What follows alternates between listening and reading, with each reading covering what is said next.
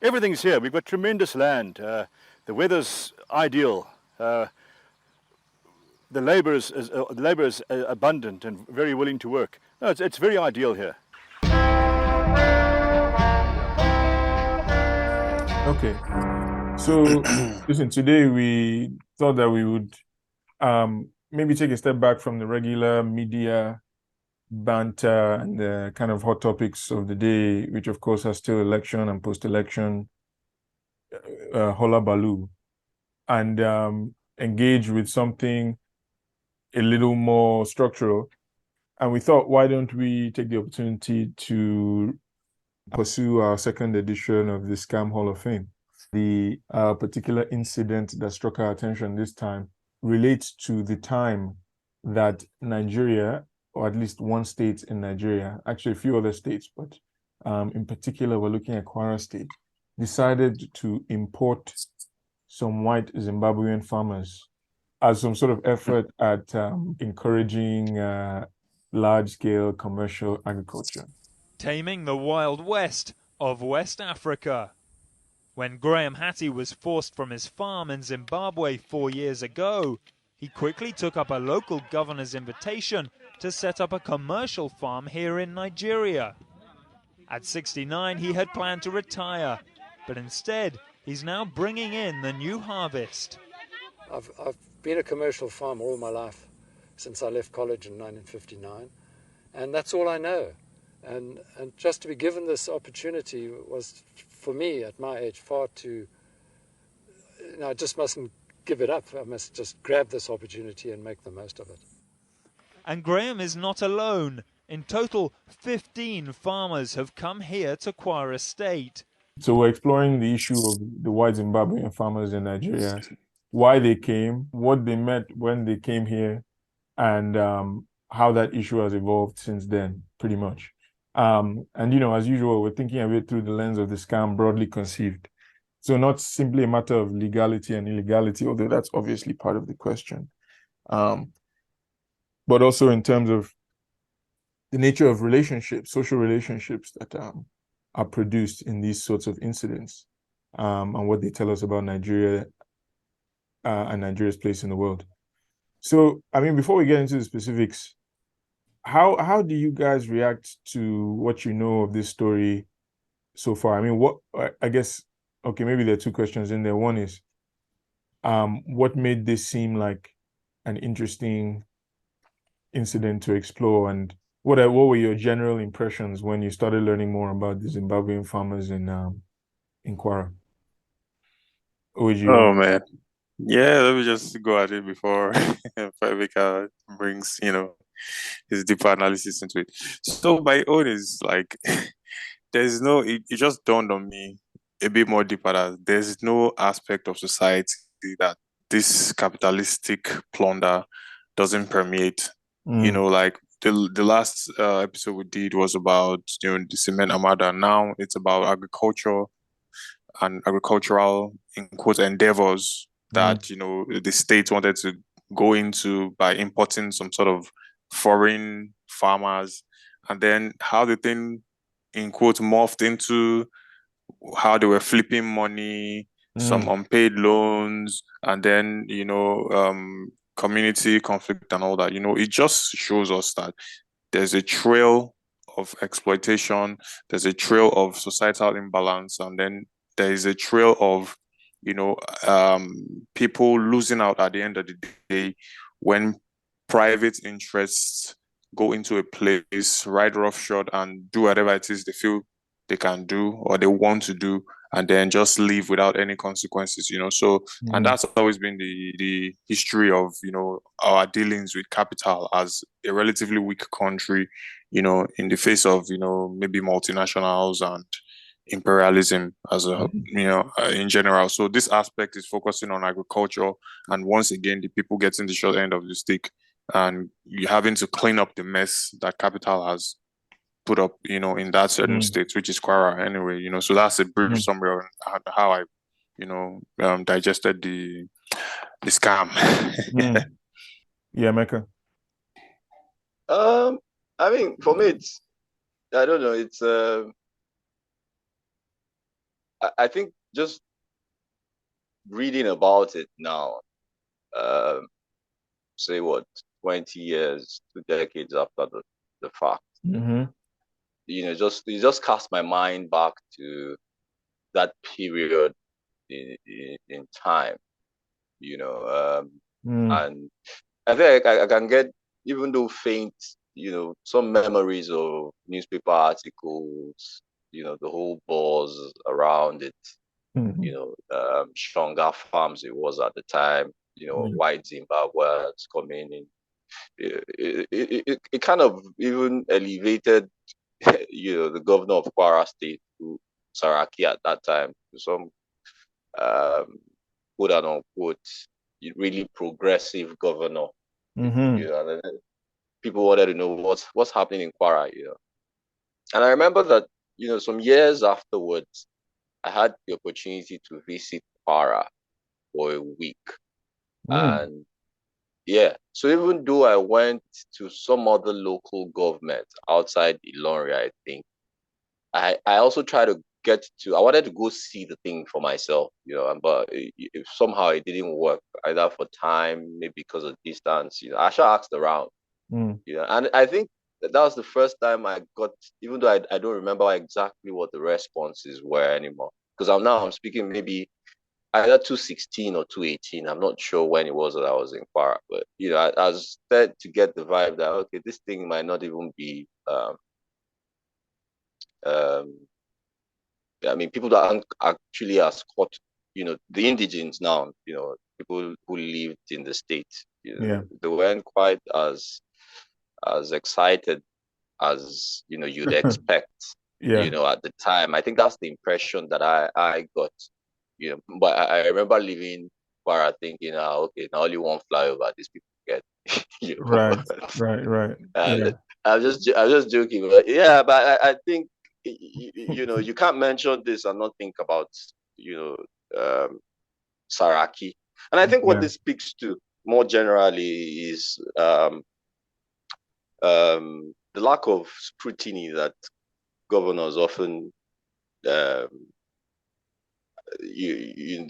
get away with, where a lot of time our critique of the nation state is at the federal level, and then at the lower rungs we're not really asking very important questions about what because how you want to ask how something of this magnitude will have flown under the radar, and I mean nobody even really did any serious work on it, not until about 7 years afterwards. And of course, because it was an academic work, it's not as popular as it should be,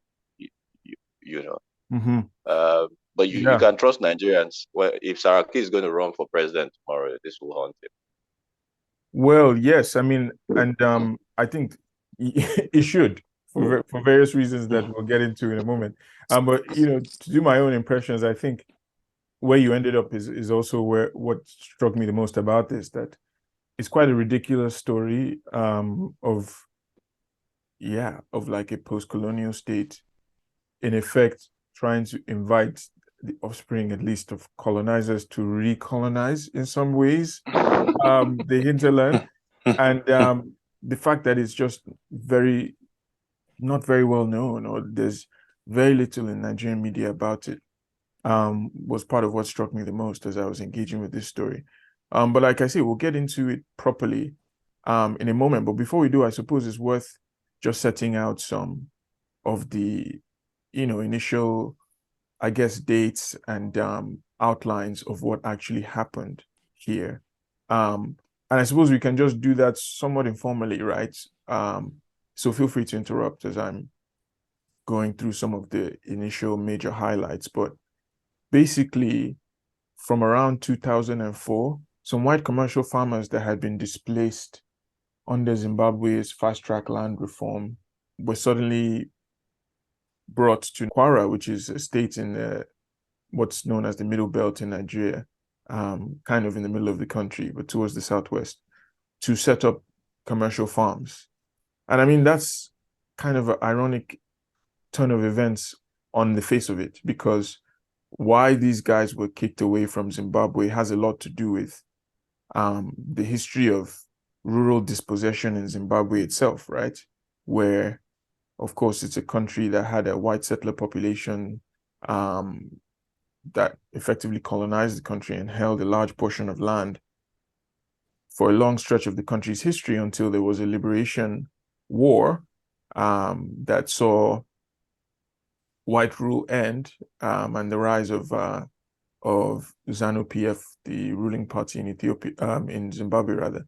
And then, at the point in time, in the 90s and early 2000s, actually kind of escalating between 2000 and 2002, the Mugabe government kicked in a process of what they called fast-track land reform, where the government basically encouraged a lot of its supporters to seize lands from white farmers.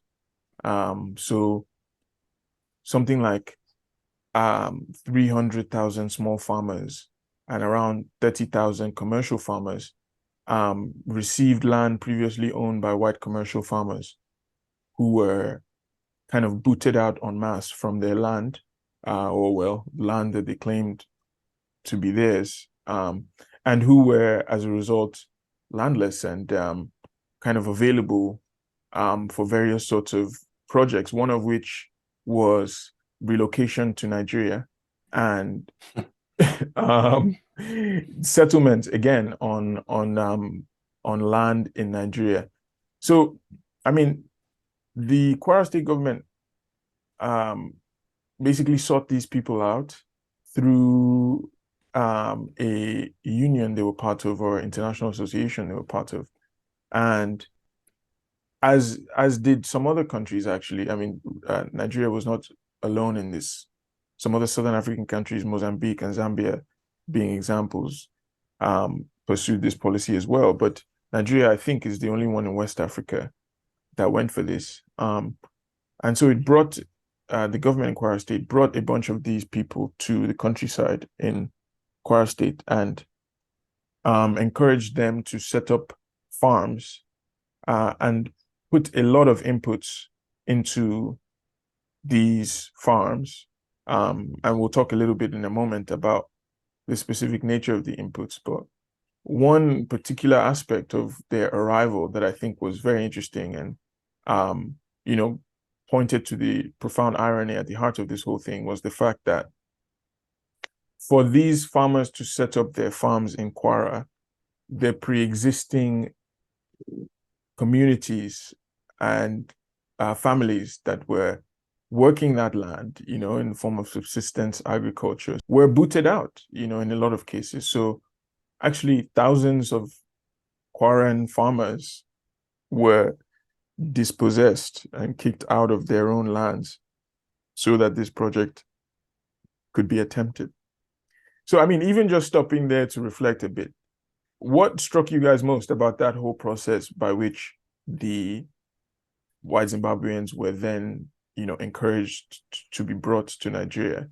Oh man, to do that, inherent in that action has like layers of modes of thinking. Because for your government to import some sort of white people, I call them some sort of white people because I don't know how Zimbabwean gonna be Zimbos. I did, bro. Yes. So because of settler colonialism, Right. So you're saying they're not even they're not. I don't even know what's in their B. I don't know what's in their B. They're not the top whites. They're like they're not the top whites. They're just gangsters and criminals that just came here, Yeah. and are just parasitizing on call stuff them anywhere. refugees. You'll be refugee whites, as they do. The worst of the worst that came from America, immigrated to Australia, and gone, and went and then exterminated people. They're the bad ones. So they're here in Africa. That's colonial mentality that the Nigerian leadership has, thinking that if you import something white, then that'll be the solution. That's the golden or silver bullets. That's the one size fits all. This thing. You never look inwards for your own solution. And then secondly, now you bring these people in, you establish them on unfair terms. You dispossess people. You don't look to improve what you have there. You don't look to organize agriculture, the food system, the food chain. You're not doing none of that.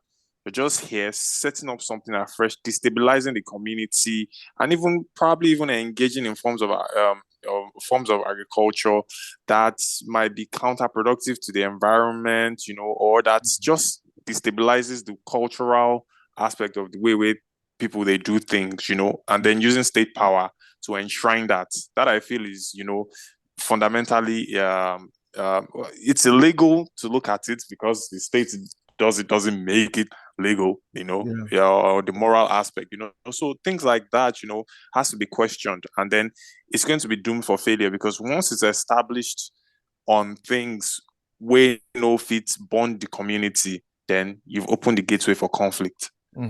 So that's why it will be shaky. And then that's why if profits now becomes the sole aim, then along the line, you're going to start seeing malfeasance. You're going to start seeing the things that plague the project at the end of the day. So to me, I feel those two things, like the colonial mentality of the leadership, importing white people. Have you looked down the breadth and length of Nigeria and not seen people that can help improve your agriculture? Or even Ghana. As in, or like, so that's the thing. We never look inward for solutions. I'm thinking that we can graft, abroad solutions into our own specific, problems. Most times doesn't work. Not like we can't borrow things, but we have to look inwards to solve, some of our own problems. So those two aspects, Emeka, what do you think?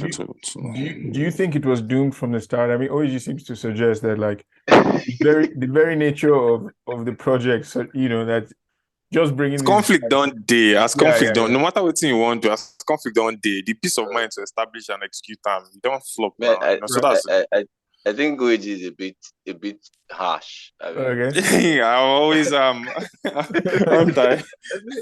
I think I mean to start off on the notes where OEG ended, there was some sort of borrowing, Okay. Nigeria wanted to borrow expertise, or so they say, or Saraki wanted to borrow expertise, but the white Zimbabweans also wanted to borrow money.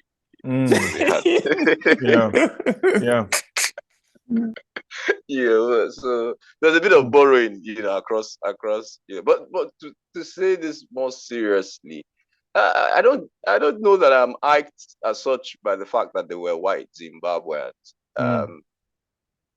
because I mean historically they put in sweat, on the ground and long enough, even in Zimbabwe rather, Sure. to earn their stripes as maybe our brothers, if you like. But on a more but serious, not without some dispossession and I agree. I mean, I'm coming. I was going to get there. I mean, that's where I was going to land. Sorry. You see, the conflict has already started. So I mean, for me, I'll be slow to say that it was designed to fail. Right. But of course, with the way things are done in this country, it's almost always as if things are there's no fail safe. It's almost as though things are almost always designed, that way. But really, the thing is that for me,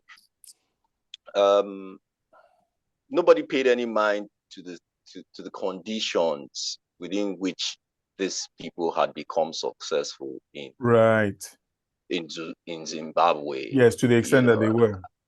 Yeah, and to the extent that they were, and what transplanting them would mean for our own rural communities, especially the peasant farmers. Because part of how this was sold was that you needed to get commercial farming going, so that there could be some transfer of knowledge from commercial farmers to peasant.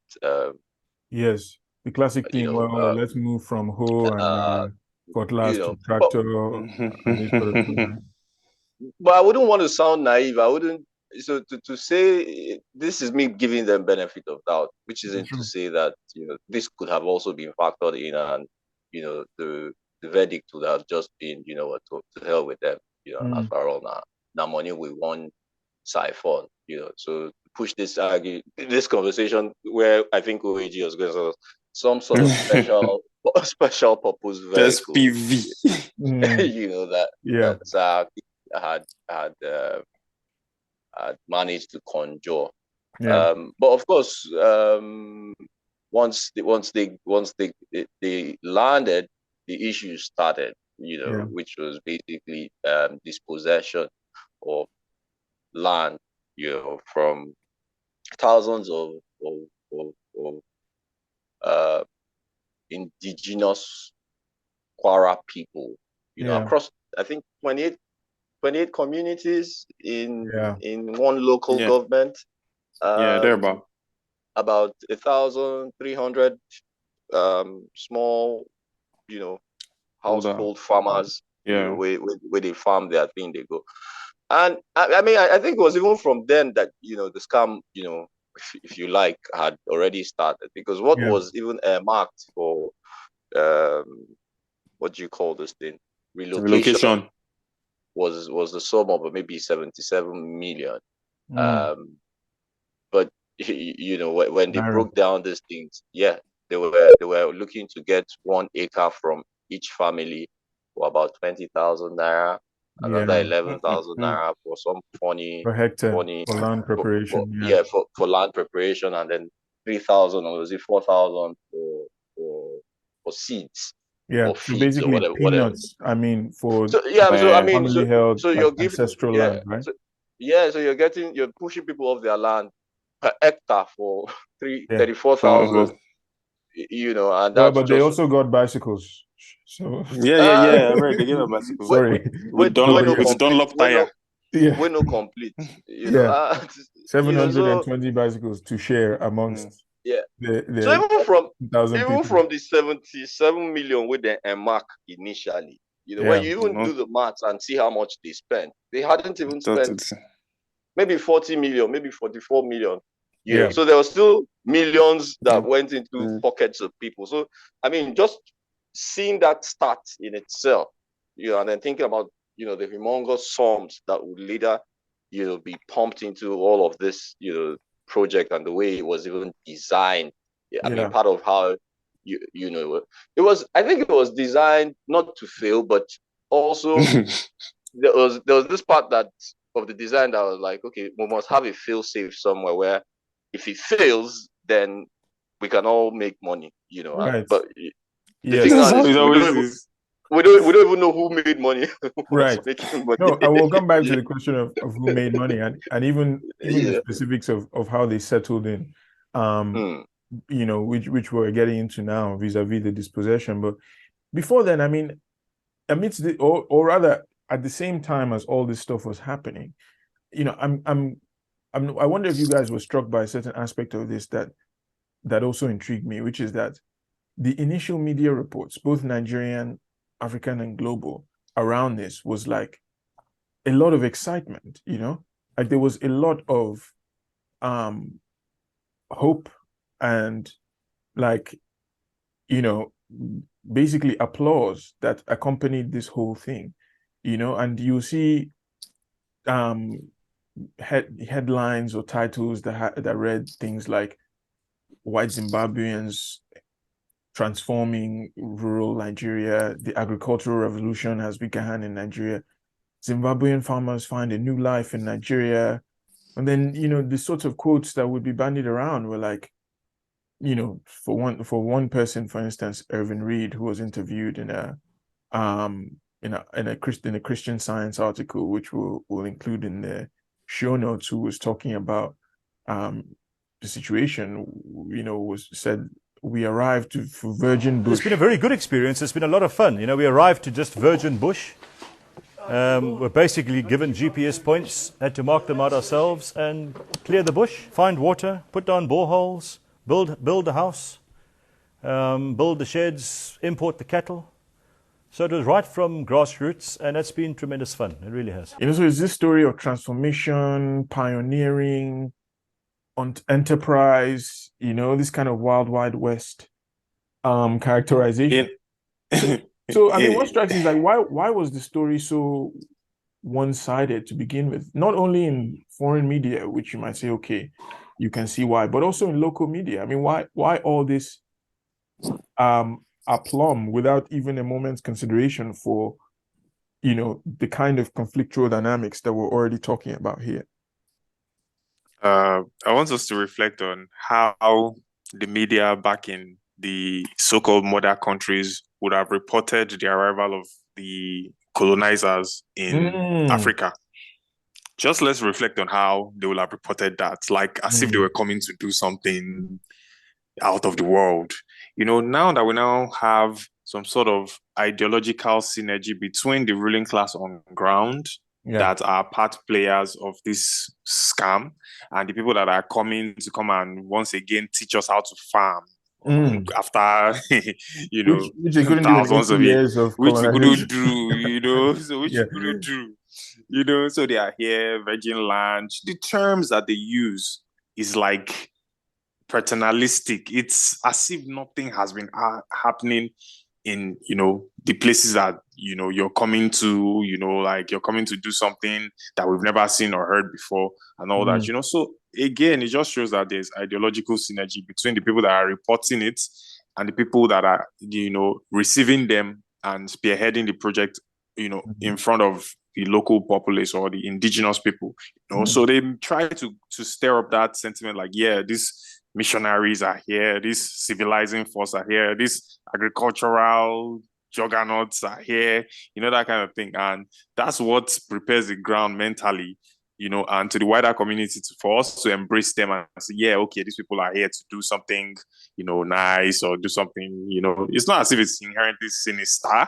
But when it's not done properly, when profit becomes the motive and over commercialization means that you're going to, do what you have to do, which is if it means dispossessing people, if it means chasing them off the land, if it means shortchanging them, if it means totally abandoning, agricultural models that work, for the specificities of maybe either climate, the place you're coming to do stuff like, you just sink money in and fail. Not be now Green Revolution, don't they cast now? Don't be now all these things. The things don't they cast since now.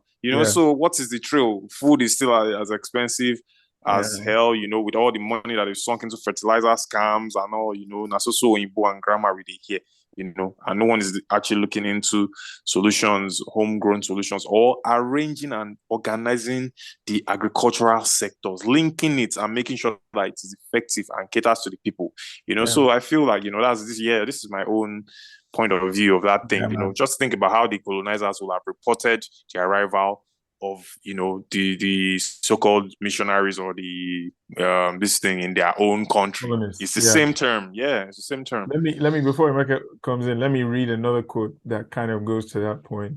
And then it'll be interesting to hear Emeka's response. Until the group of 13 arrived in Nigeria. So actually, I guess there were 13 particular families, Zimbabwean families that came and set up 13 farms in Kwara State. Until the group of 13 arrived in Nigeria, the land they now farmed was bush.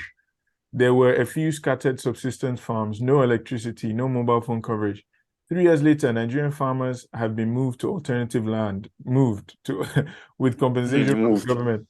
Boreholes have been drilled, some 13,000 hectares of land cleared, mobile phone coverage is in place, and each farm has a house with internet access, satellite TV, pretty gardens, pet dogs, and swimming pool. Though the farms have yet to take profit.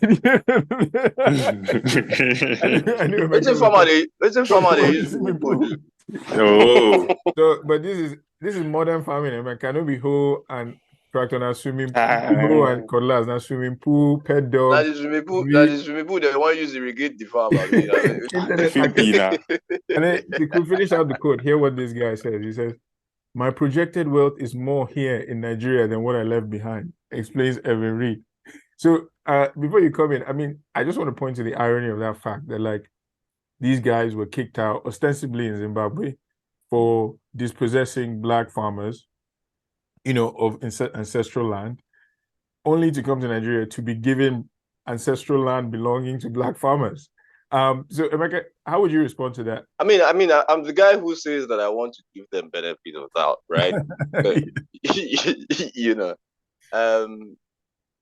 I have a nose for for some of these things. So I think, for me, you ask me, Yeah. I think okay, one thing to note, to start with, is that part of this process, and how it got kick-started, was that Saraki, who was then governor of Kwara State, went and spoke to the British government, which suggests perhaps that some of these white farmers, Zimbabwean farmers, had, links with Britain, Yeah, historically.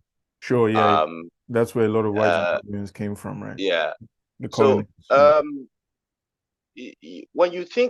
when you, of course, then start to think about the staggering sums, that was sunk into all of that project, it makes sense to you why the narrative went thus, and how they needed to drum up, media buzz, both local and international. This was a time when Mugabe was running mad, it just seemed that, since Mugabe was kicking out, white farmers from Zimbabwe, there were also blacks on the continent, in countries who were looking to accept that, so imagine what that narrative would have done for potential investors, right? Who then also thought about, and of course, at the end of this thing, these guys wanted to raise money, sure, and they wanted not just raise money, pump money into, and they needed to justify why they were going to pump. At the end of the day, when you do the math, you're looking at between the federal government of Nigeria and the Kwara State government at the time, these guys would have easily sunk something close to $20 million in all of this. By the time they were done, So, first of all, they needed to justify that kind of money. But it's also important to think about the Nigeria that was in 2003. Such that living in Lagos, I had no idea what was happening in Shonga, in that region. There was no way to know. Okay. And even those who knew in Ilorin, for instance, didn't quite have the tools like social media today to amplify what they thought was going on. So you're saying it was easier to control the narrative? It was very easy to control. And then, of course, Shonga, the way they say it, and the communities involved, sit by the bank of the River Niger along that axis. Okay. Yeah. But it's also important to note that there was no electricity, there were no phones, there was nothing. Yeah, sure. So this was happening deep in it. So information was even for Ilori was just filtering out. People even in the capital of Kwara, who would probably have raised an alarm, didn't quite know what was really going on there. And then we needed, pages of newspaper to fill in that void. And of course, who knows? So maybe when you think about the cost, of resettling some of the farmers who were dispossessed, and then the money we come on top that one where the no spend finish. That one day enough to run media to run narratives, in media to the effect that what was happening was the best thing, best things in sardine. So that's how I would want to look at it. You needed investment. You even needed the federal government to buy into it at the time. You needed all sorts of people, bankers, to come into. So you needed to hype the project. And one of the best ways to hype the project, was to give the impression that you were bringing in investors. I think that's the biggest scam of all. The idea that they sold that these white farmers, these white Zimbabwean farmers, were investors, whereas these guys didn't even have any money. Yeah. An invisible revolution in Kwara, as one journalist. Yeah.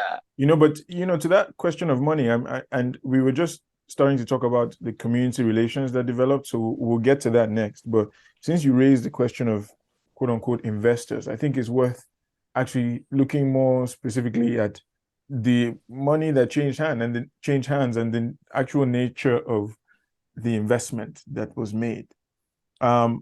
So, I mean, some of the sources we were looking at, including the Ralph Mustafa article that really goes into detail about this, explain that even though these people were classified as investors, the agreement that led to this initiative taking off committed the Kwara State government to providing finance directly to the farms and to helping the farmers access other private sources of funds. So the government was supposed to provide the sum of $250,000 and a guarantee for a private sector loan of another $250,000 to each of the 13 farmers. So that's $500,000, both in direct transfer from Kwara State government bank account and in private sector loan guarantees for each of these farmers. And the agreement was that the loan would be repaid between the third and fifth year of operation. And as Emeka pointed out, that was within the life cycle of the administration that brought this into power. So you could see that, brought this into place. So you could see that there was a kind of electoral logic that also inspired the Saraki government to pursue this. But in addition to this, the government was also reported to have given the Zimbabwean farmers, that's the Kwara State government, a total of $8.25 million in cash. And then in addition to this, which is sorry, let me just say, which is about $2 million above what the commitment, right? The $500,000 commitment, $500,000 commitment, right, each would have come up. So that would have come up to about administrative fee. So what happened to that $2 million? Administrative fee. So that just like falls in the cracks. Like no one can say exactly what happened to that $2 million. Administrative fee. Administrative fee. No, I just mustn't give it up. I must just grab this opportunity and make the most of it. So, and then, in addition to this, the Nigerian Agricultural Cooperative and Rural Development Bank offers these guys another $5 million, which was guaranteed by the Kwara State government. Again, under the agreement that this would be paid back in a 3 to 5 year period from 2004, 2006, when these monies were initially given. But by 2009, only 19% of the loans had been repaid. And some of the farmers at that point were already saying that they could no longer pay. So it was interesting to see, one of the quotes. Before you guys come in, let me just read this quote from a central bank, Nigerian Central Bank and Federal Ministry of Finance official who was telling the press, at the time we did this, we thought it was going to change agriculture. We are going to get mechanized. They will reduce poverty. We gave the money because we thought we were helping agriculture. We gave the money at 8% interest rate, and it's still 8%. At that time, banks were charging 25% on normal loans. But we have kickstarted for regular people. They should pay us back our money. Put in the bag. So I mean, yeah.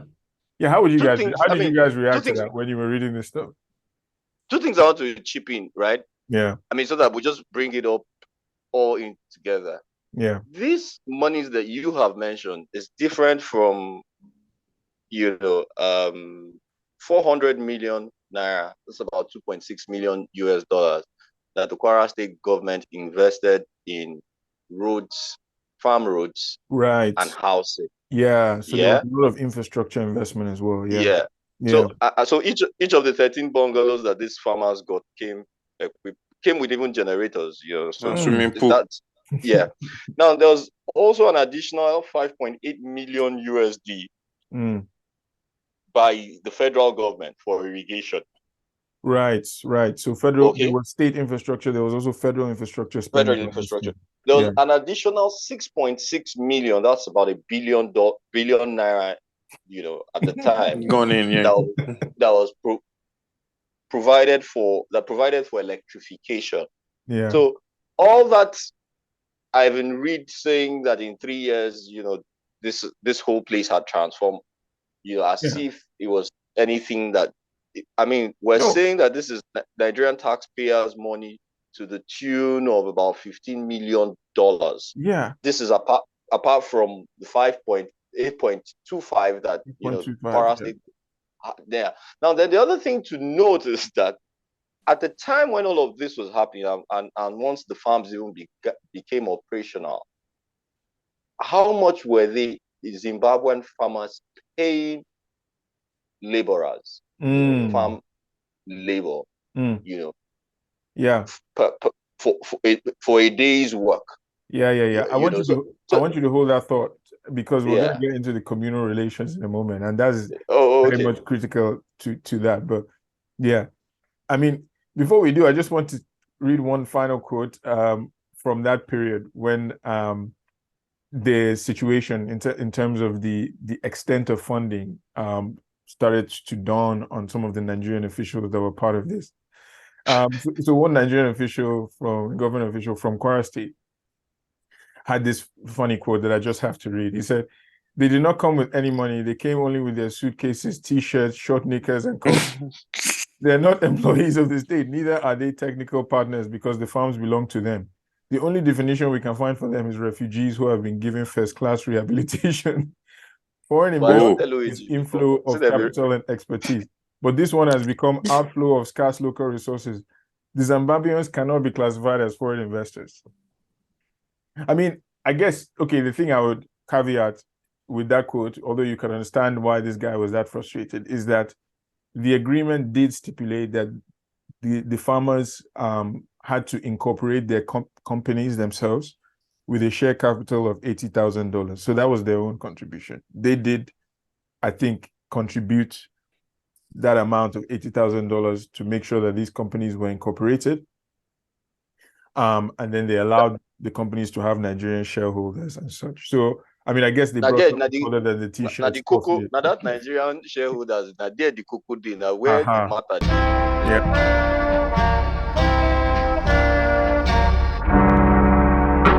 Okay, so before we get back to how this thing went, once the thing became productive, you were talking, Emeka, already about the question of communal relations and, the amounts they paid Nigerian labor and, the whole situation that this sparked off in that local community. So yeah, what struck you guys about that, and what aspects of that kind of stood out to you?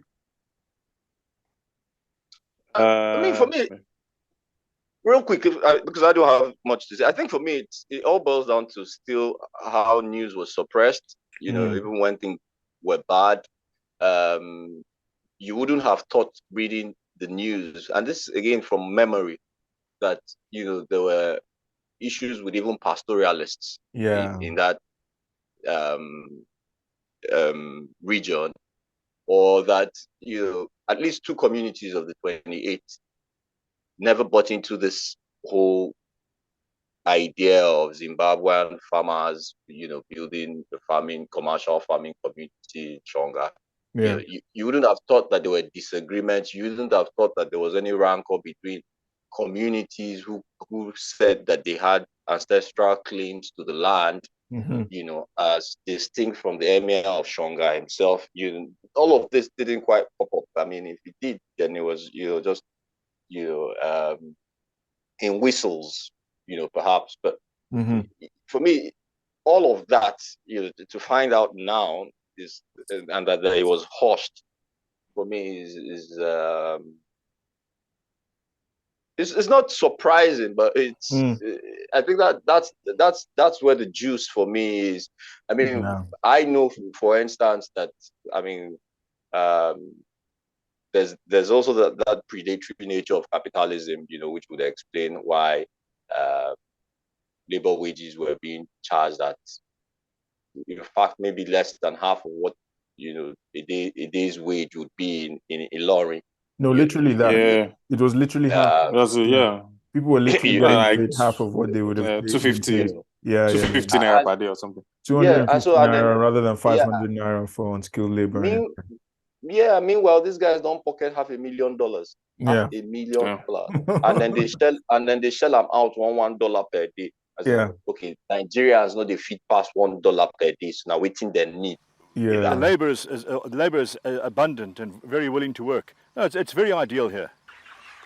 I mean, that whole capital labor relationship, of course, that's our bread and butter. So that's not something that I want to know. But it's just that how media suppression what was going on, and at the same time, what Saraki himself and his government was doing each time, in order to wade into this grievances, even in parts where they even had to go and round up quote unquote real leaders of the dissenters, in some communities, and how some of them actually did organize and filed lawsuits. I mean, I think that's one of the shining points of this story is that some people actually took the state government to court.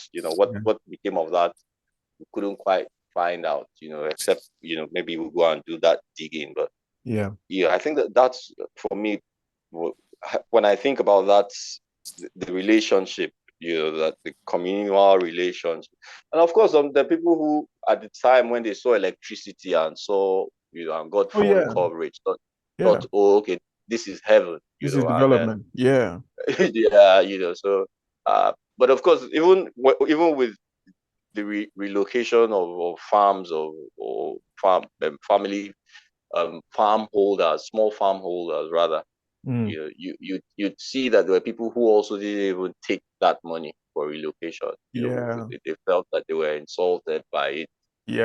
So it's funny what the whole thing, right? Yeah, and then again, I think it's also important that to note that perhaps this story hasn't even been told in full, especially not from the view of those who are at the receiving end, the labor hands, the communities themselves. It'll be pleasant, to hear that their own stories about that period, and even now, what's going on there. Yeah, I think it's quite crucial, on top of what Emeka said, to look at, the social relations, look at the whole food system. They also affected grazing communities. Aside farmers too, grazing communities were affected. Secondly, no transfer of skill at all. Right. Yeah. which was initially part of the agreement. They were supposed to actually do kind of skill training. No transfer of skill at all. And then that one, they just put them there, make it get social. Just get social. I don't think anyone took that seriously, right? Like they're gonna train competitors in the local economy. So me say wait till they can put down by the side. Again, access to like credit facilities for indigenous farmers, like local farmers and all. Why the state puts its full chests behind some kind of vagabonds where come from another place, but to just help your people with money, be hard, there are a lot of factors to look at when it comes to that. But you see that some kind subsidization of all these things, like to a large extent, I wouldn't keep the project afloat. Yes. And nobody say these people be genius or anything like that, So we must look at the state being the person that wipes this stain off the people's butts, these Oyinbo people's butts, anytime where they fuck up, be it in private sector, PPP, whatever way they do, or anything. Like, look at their trail of nonsense where they do around. That's it. It's the states that come and clean up after them. And the people, taxpayers' money just go down the drain for people for their own swimming pool, in agricultural setting and all, So, but the lasting effect on communities in terms of the dispossession of people, time wastage, land grabbing, money exchanging hands, no transfer of skill, these things, you just set the people back, I think it's unfair. Yeah. No, I mean, 13,000 hectares. 13,000 hectares of land. 25-year lease. That's what it was. Yeah. No, and to your point about the state putting its chest behind it. I mean, the other thing that really struck me about the nature of state investment here was that they also set up a new police station for these guys. See. I gave them, like solid equipment, 2 generators, 15 motorcycles, 10 mobile phones, monthly costs. So that when indigenous people want to protest that you've stolen their land, you can use state power. No, part of the state commitment, they did there for the agreement. So they must provide security.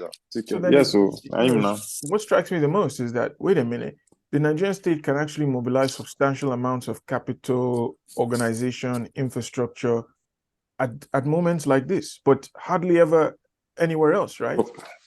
You know, so yeah, I So mean, now it's the class component that makes them do that. Like, you know, some kind millions of dollars into appropriation of money, as Emeka don't rightly point out. You don't the exchange hands already, the $2 million. I mean, how much we will talk, say, from that 40 million where they want share. You know, attire for Professor Said, where money did to share. He say, make them no mobilize. They go mobilize. They'll prevent anything to go fuck the setting up, you know. So, no, but the thing is that, you know, there is this, it's not like they don't pass budgets yearly. It's not like there's no appropriation, you know, but like they will almost lead you to believe that the state can actually not deliver services.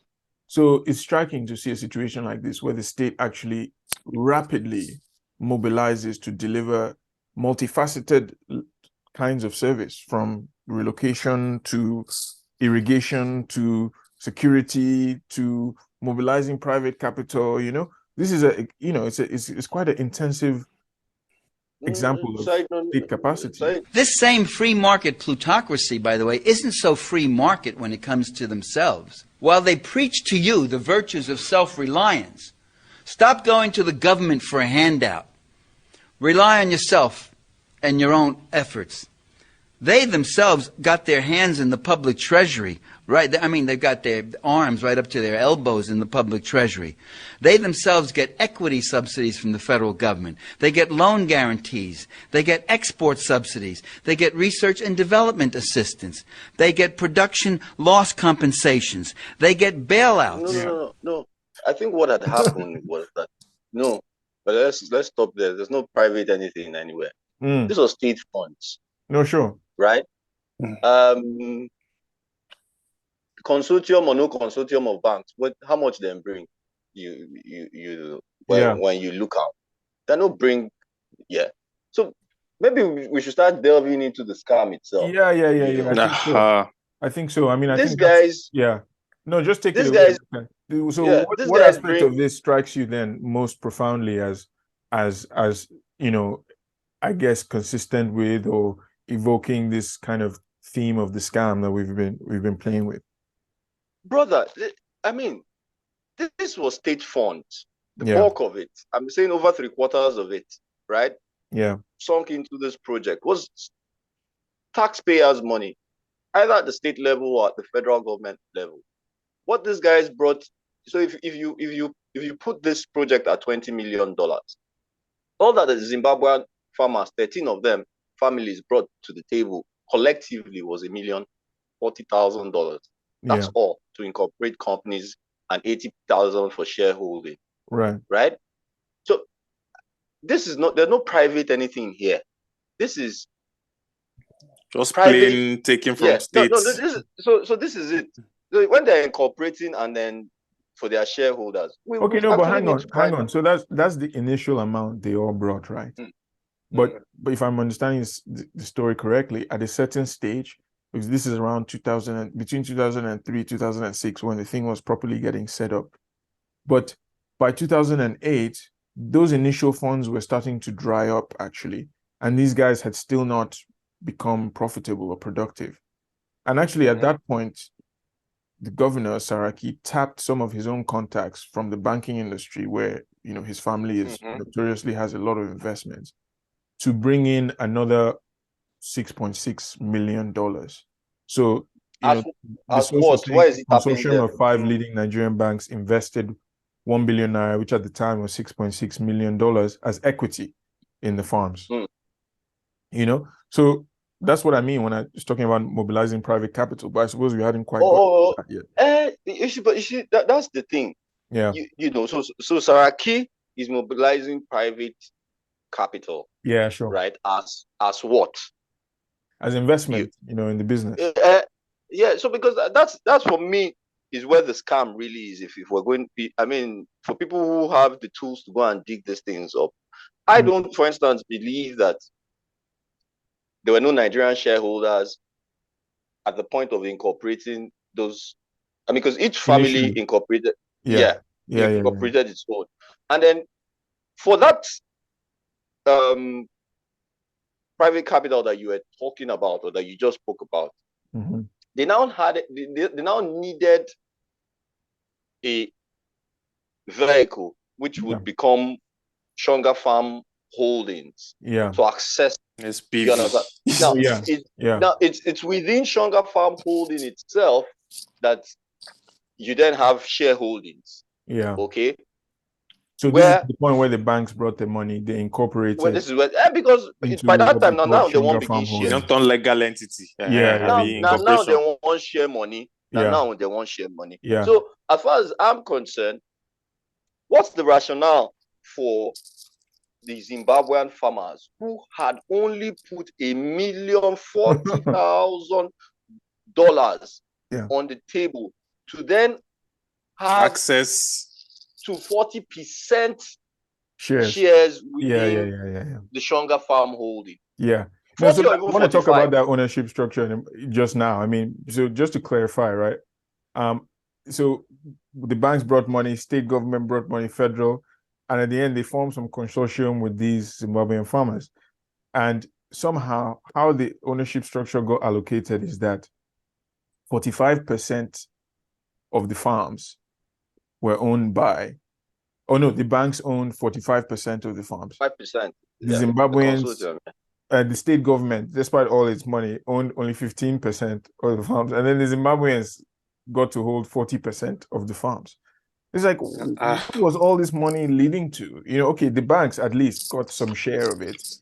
But then the Zimbabweans still had, in a sense, after the banks, the larger share, with the state government falling so far behind despite all the money it invested. So you're like, what are these guys thinking?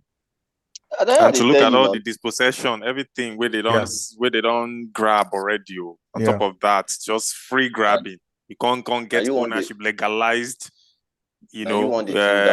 Incorporated ownership. That's stealing. Now that's how they steal. That's how you chase people off indigenous land in Lagos and build down the refinery and call it free trade zone. The people who set up this particular scam, they get share inside the consortium of banks. So inside the farmers own self. Yes. That's the only way this makes sense. That's the only way this makes sense. That's the thing now. If these guys were chopping in each of those shares, right? And that seems likely, because the families that were, the Saraki family notoriously has huge banking interests. The Ahmed government being chopped, Society General Bank, Society General Bank that used to be here was, when it was quote unquote indigenized. I guess it's a French bank, right? Indigenized. This family took it over, so they have substantial banking interests. They also were running the state government, and the 40% share that the Zimbabweans held was previously incorporated, right, and had like some measure of Nigerian investment in that share itself. So you can see a scenario where it was rumored to be that, even though we can't. Those are the fronts, dummy companies that we don't know who actually owns and what the share structures. SPV be that. SPV.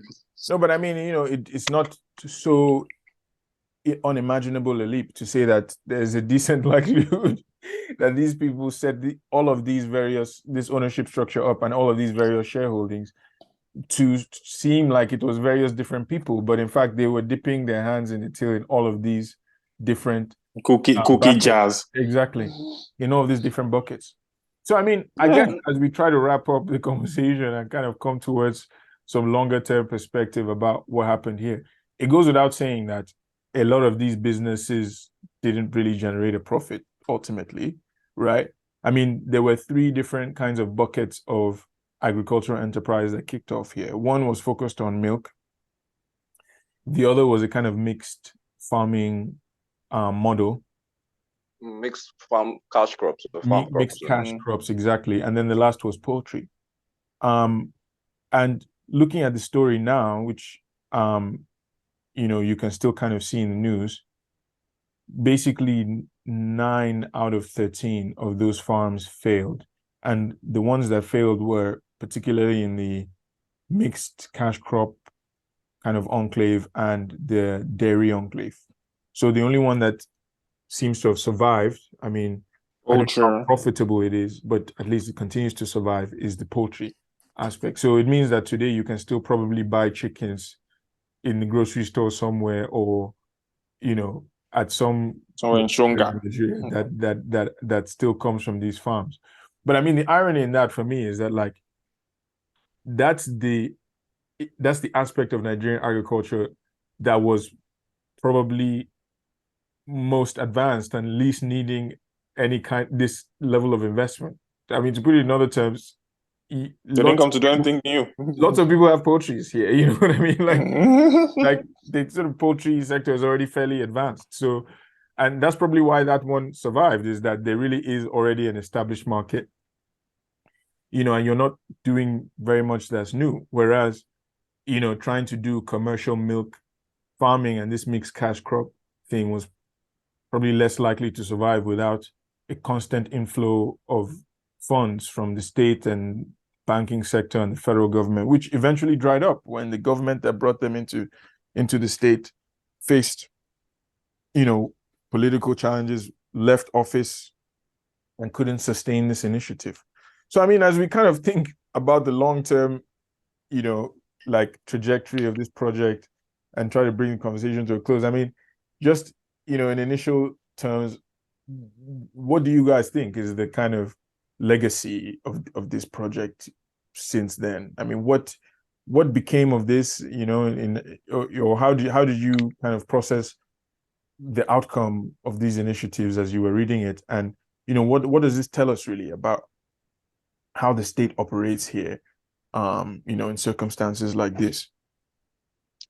Yeah, I mean, I think, let me just take a quick stab at this one. I think that it's important to say or mention that, I mean, of the enclaves that didn't succeed, so the milk enclave and the mixed farm crop, the reason was that for the milk enclave, the off-takers at some point backed out.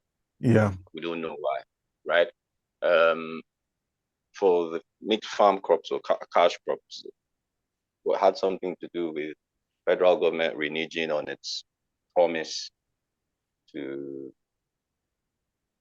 I think it was irrigation. Irrigation demands, right? Which they provided initially, but they just which was provided initially. So you then begin to wonder, right? Yeah. But you know, for those who are interested in political economy here, I think that what's important to note is that you need to pay attention to the timeline when these loans were structured, repayment plans, what time frames that they thought that they would have paid this up, and how someone like Saraki, whose brainchild this is, must have imagined himself as in relation to the state Kwarites, you know. Yeah. Was this some kind of state capture? You know, did he think that, you know, like he was another Tinubu in the Lagos sense, you know, and that power would always have, you know, stuck? Because I mean, what I'm driving at here is that in all the places where this has succeeded, especially in Zimbabwe,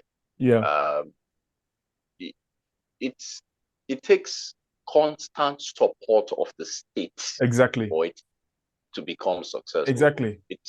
It's not a sprint, it's a marathon. Yes. Okay. So the issues that arose with this in my mind would seem to start with, even while Saraki was still a big shot, even in Kwara State politics, and that's no longer the case, as we all know. Is that the federal government, for whatever reason, you might put the time with when Saraki started to have issues with Jonathan administration, I don't know. Right. But they couldn't get the irrigation plants, you know, going, so that must have affected business. Right. So somewhere. basically, they stopped getting subsidized water. Yes, so stop getting subsidized, basically. So there's there's no how that you think about it and that you run away from tying it into politics. Because even now that it's back in the news somewhat, it's in the news because the current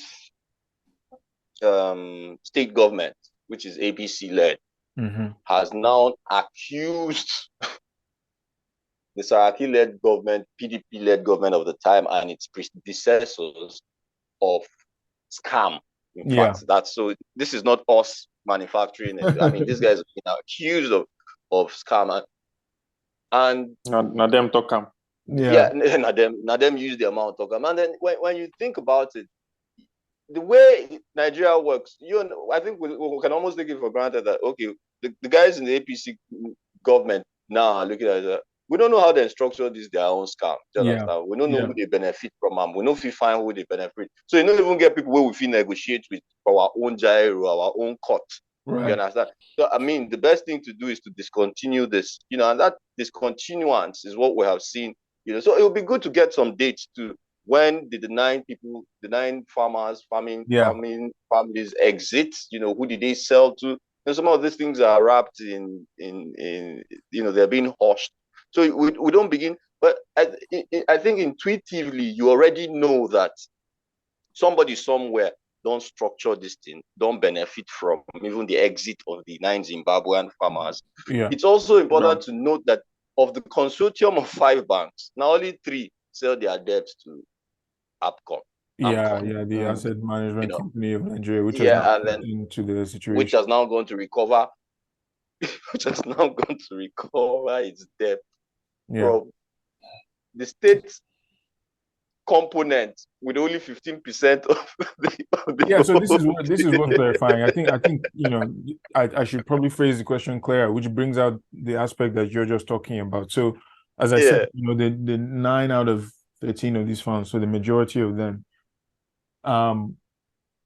were ultimately folded up basically and sold, but it's not clear who they sold to and at what cost and where the money came from or went after that. And I mean, I think that probably requires a bit more journalistic digging.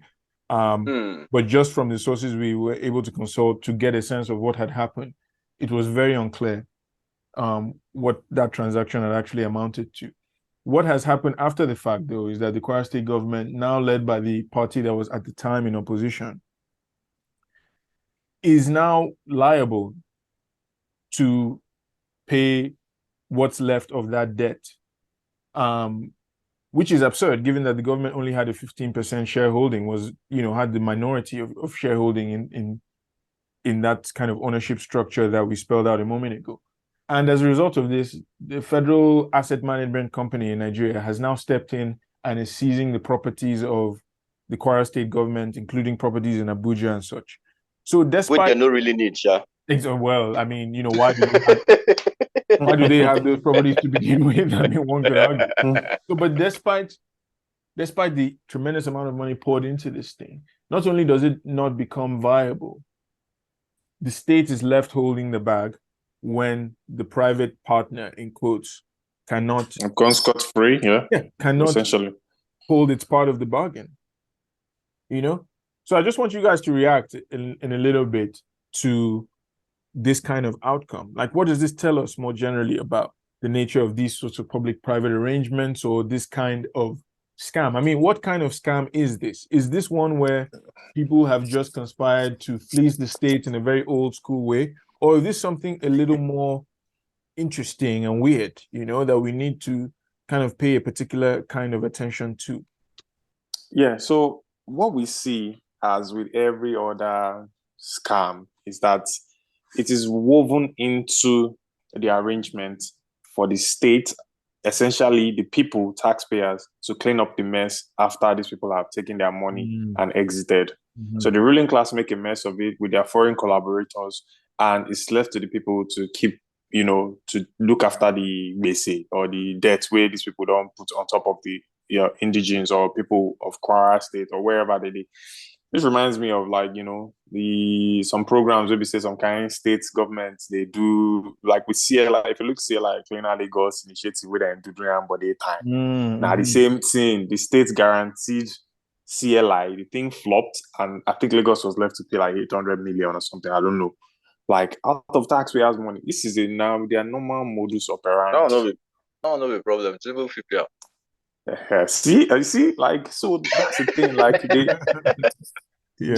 the side effect of their malfeasance, the side effect of their profiteering, the side effect of their dispossession of people, the side effect of the wahala where they cause for communities and all, everything, the diseconomies of their arrangement is pushed upon the people, and has always been a constant theme of waiting that they do. Regardless of if they start right or not, it is woven into the system such that the cream of the enjoyment, now them with swimming pool, nice house, nice everything. But bad labor to capital interaction, now on top of the people you go day, dispossession of land, now on top of the people you go day, you know, go pay them well, you know, go transfer any skill, you know, go get anything, and everything go come fail. And the people always, they are left to clean up the mess. So whatever it is and however I want to look at it, the constant theme is always that it's the people that clean up the mess, and it is woven into the system. That's what I see about it. Yeah. Mecca, how do you see it, man? Yeah, well, how do I see it? I think the most obvious one is that some of the best orchestrated scams in Nigeria under the so-called public-private partnership framework can last 20 years. I mean, that's how I see it, because the guys. You see, the consortium of banks will sell their debt to AMCON. They're fine, they're all right. So now they go recover the debt. So who they pay for them? Now, the people of Kwara State, and I think that this is just one of those examples that force us to want to think about how we interact with subnational government in states where we come from or states where we reside. More like where we reside. And that we also need to begin to scrutinize and critique this whole idea of public. I mean, the way this one was structured, it was debt equity structure. Some kind of public-private partnership. But very much so. You struggle to see where the private enter the matter. Yes. Because it's more sinking public funds into what is supposed to be a private, into what is known to be a private, which it's even because the Kwara people, where they talk earlier on, they talk say this thing is now our own thing. It's supposed to be our own thing. When you look, how can a state government sink at least 12 million, 13 million dollars into something, and then it remains private? Now only 15% you get. Meanwhile, the people where they chop the money now, the so-called so, and then inside this whole money, Kwara State is still paying federal government too. From their allocation. So this federal. So just like OAG is saying, the people where this thing they affect now, the Kwara State taxpayer. And it's a good thing. Maybe they've chased Saraki out for good, and anything we get to do with whatever they call them. So they don't pursue them. And this is how I think people like that should be treated. Because you don't impoverish your state to enrich some cronies, and then still lay claim to some political godfatherism, at the state level. And this is not just, so this is not me piling. This is not just Saraki. You can find this there's no state in Nigeria that you go to, you won't find, Absolutely. In Enugu, you find it in, and so some of these properties, end up seized and all of that. But I think it should force us to think really about development at state level and what these guys are doing with monies, what kinds of projects, how they have structured payment. Because not thievery, not broad, not, I mean, how else do you define it? Not broad day robbery, in your face. And they've done this over 20 years, so they don't play they played the long game. It took them maybe 5-6 years to bring the investments together at state level with laws to back it. Took them another 3-4 years to get private funding as yardstick, or as in short, that's not just the icing of the cake, so that they go claim the money. Go and fund this project. It might not work, it might work. And either way, they were not going to lose. If it worked, they would have been earning, they'll be skimming the profits off it. If it didn't work, they guaranteed by the state already. Yes. For their loss, the state don't guarantee them. So now the state will get only 15%. So where you won't even see the white farmers, they don't do miracle. They don't build. They don't go. Yes. They probably moved on to their next miracle. Or virgin land. Yes, the next bush to clear. I mean, look into land grabs too. By the time they left, they would go and market themselves as a success in Shongao, in Kwara State. That's how they were successful.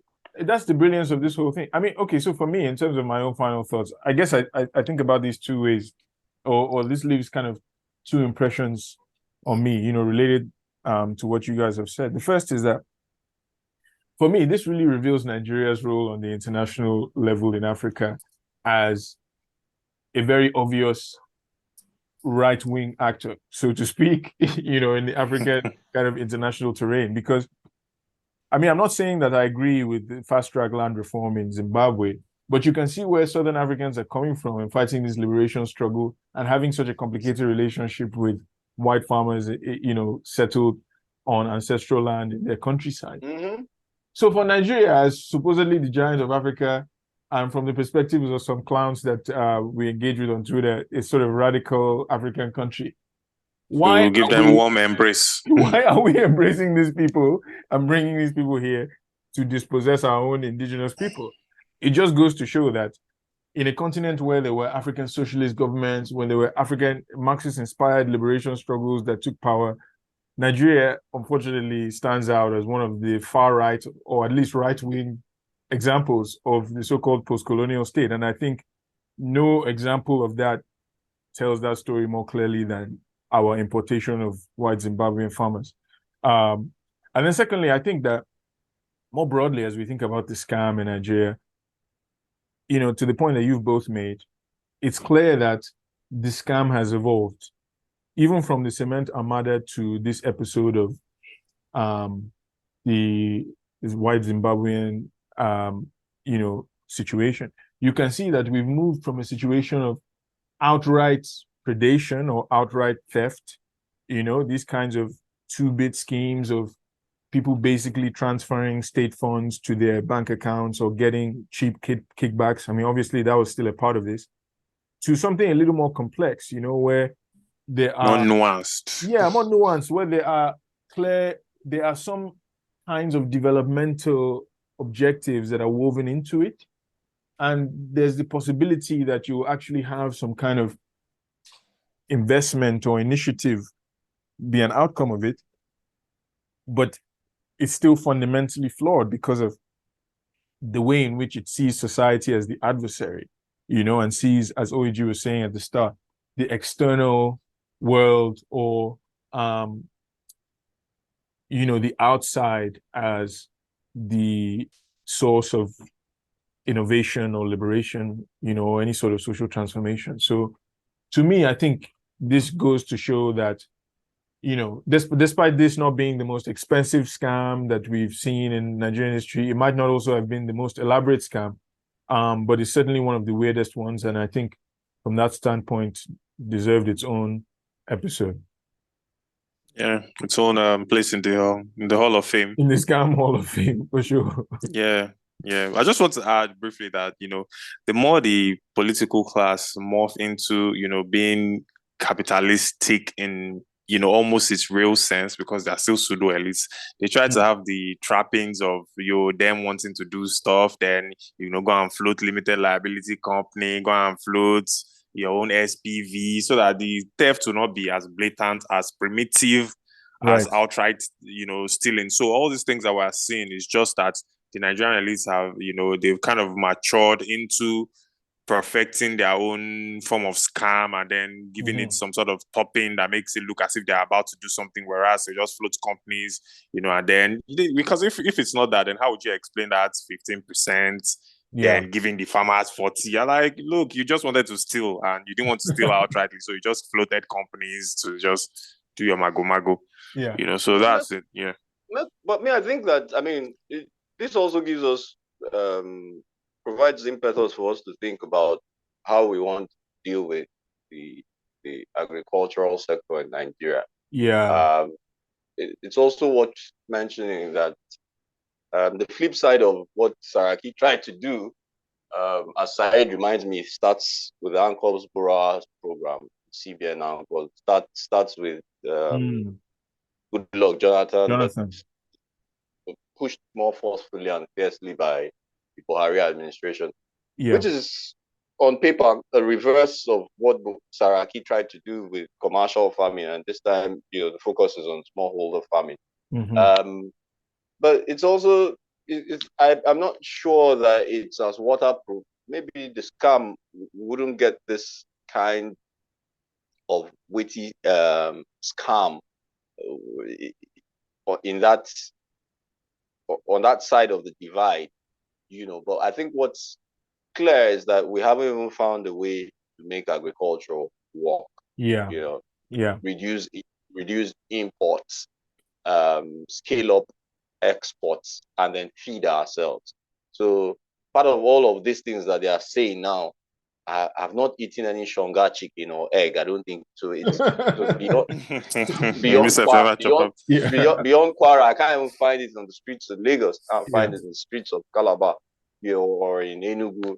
These are places where I hobnob. It's not in Abuja either, as far as I can tell. So so what's the point? So you have 13,000 hectares of land, and Nigeria can't fill your production. And to speak to what Wages just talked about, you get the feeling that these things are premeditated, because even though I haven't gotten into the nitty-gritty, I was reading some headlines. So I think something I noticed on Twitter where Nigeria is some debts when Nigerian government incur, they don't change them to bonds or something. All sorts of things we person don't even understand. Now we go now, they pay for all these things. It's crazy, man. Just privatizing the national debt, really, because now them go borrow themselves, they at least go borrow themselves the money again at high interest rates, and then we go just the service them for them. So they could just go buy bond coupons and they collect money on top of really, and they've stolen the money. So that's the game for them. Well, if our scams are getting that elaborate, then maybe we're quote unquote developing. Maybe that's what that's the warped form of development. We've always developed scam. From the days of advanced fee fraud, where they throw letters to emails with always. Indeed.